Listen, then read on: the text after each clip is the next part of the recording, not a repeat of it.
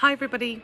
Well, I had the absolute pleasure recently of interviewing Brendan Mooney, CEO of Kainos, and it was for a leadership masterclass for Ulster University. And let me just give you some quick background to Brendan.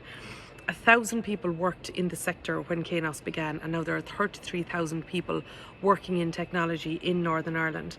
And the morning that I interviewed him, the trading statement for the company, which is the largest public company in the north, it was released, and they now have 2,990 colleagues based in over 20 countries, and that is an increase of 11% in the year before.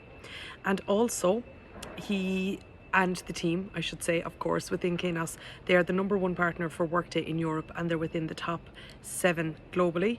And since the company IPO'd in July 2019, at the time it had grown by 652.3%, and they saved £54 million for the UK passport service annually and came up with the Oyster card. So, as you can see there was a lot to work on during my research for the interview. But I just want to share some insights of what Brendan talked about during the conversation. First of all, he said leadership can be both inspirational and aspirational, but versatility plays its part in how it's delivered. And the context of this interview was V is for versatile within the BRAVE framework.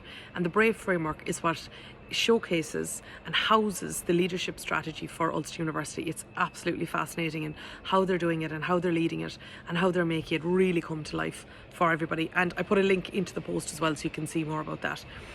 Brendan says if you want to lead a global company, you need to pick where you can succeed, do what's different in the market, but then double down on what works. And I often think we talk an awful lot about, what didn't work, what needs to be improved, but do we always wonder what does work and how do we double click on it, as they say in the US? He said bringing something new and novel is hard, and that's because there isn't a playbook. It hasn't been done before. And of course, if it has been done before, well then maybe it was too expensive or too difficult or too inefficient, etc. So you're trying to figure all of that out as you go. I asked him the question, when it comes to versatility, when do you stop? When do you stop and pivot, and when do you decide to keep going? And he said the answer to that question can be difficult, but what you need to consider is how does this factor into your long-term strategy? And that's the answer about perseverance versus pivot. He said team is important. He said make sure that it's comfortable to hear other people's views, and that the people who you want to listen to knows that you have welcome ears. And he talked a lot about how he does that, but also how he encourages other people to be how to encourage other people to listen, about being relaxed and calm, being open to listening, taking information away and processing it, not responding immediately on the spot. And the other thing as well he mentioned is, he said a leader rarely has all the answers. And he said, he finds it bizarre that people think because he's the CEO that he has all the answers. He said he goes into a meeting, he doesn't bring a solution to the table. He brings a clearly defined problem, an understanding of the barriers and the constraints, shares those with other people, wants to always strive to get consensus, and perhaps that's one or two solutions, take the ideas away. And he said he's a slow thinker and he relies a lot on data, and then come back and make a decision, but it needs nuance. And again, it made me wonder afterwards, do I come to the table with a problem and a predefined solution? Do I create enough room to hear other views around the table? And I've taken some action on that actually within the teams that I operate with, and also just being self-reflective of my own behaviour. It was a really interesting one to really just think about. It's a simple but a very powerful one. Then he said, I asked him about where can versatility go wrong, and he said, first of all, it can. But secondly, he said, versatility can go wrong when you think you can do most things, but you can't. And maybe you can do most things, but not all at the same time. So he said, the risk is being over versatile. But of course, what's riskier is being under volatile. Under versatile, I should say. A hard balance to strike, but one that's really important nonetheless. Then he also said, it's important to allow people to make mistakes. But afterwards, rather than blaming anybody, again, you need to reflect on what have you learned, what did we not see coming, what surprised us, how can we do differently next time? Is that you need to allow room for mistakes, particularly in an environment that fosters innovation. When it came to, and he also mentioned that in the context of agile methodology, there's a lot we can learn from that about retrospectives and stopping, learning, pivoting, etc. One of the things he also said as well, is that often when we solve a problem, we create another one.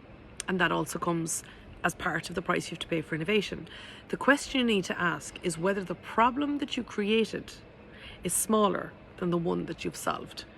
And that can be for different stakeholders or different parts of your market or different parts of the business or different aspects of strategy.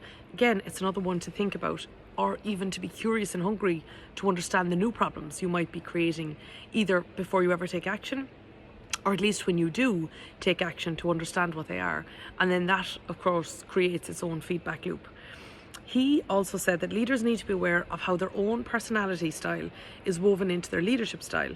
And he believes in cooperation, efficiency and creativity. He was quite authentic and honest as well about his own personality style, and he was talking about how he can have quite a shy personality. And he said, if you're somebody that finds it hard to talk to others, that in his case he works extra hard to make sure other people can talk to him. And it was very self-reflective, a really interesting reflection on the person himself and how that ties into his leadership style, as distinct to how his leadership style has influenced his personality. Again, another one that made me think. He said it's so important to remove redundant, non-useful activities, and that's a very operational way that we can all be versatile. He strives for Kainos to be an ambidextrous organisation, and while they've embedded operational efficiency, they've also created the space for innovation. There was a bit of a tongue twister in what he said next. He said, create the space for those who want to create, but then let them get on with it. He said, focus on ideas that can turn into large things. And again, he came back to that same point. How do these ideas, the ones that you really back, how do they tie into your long-term vision?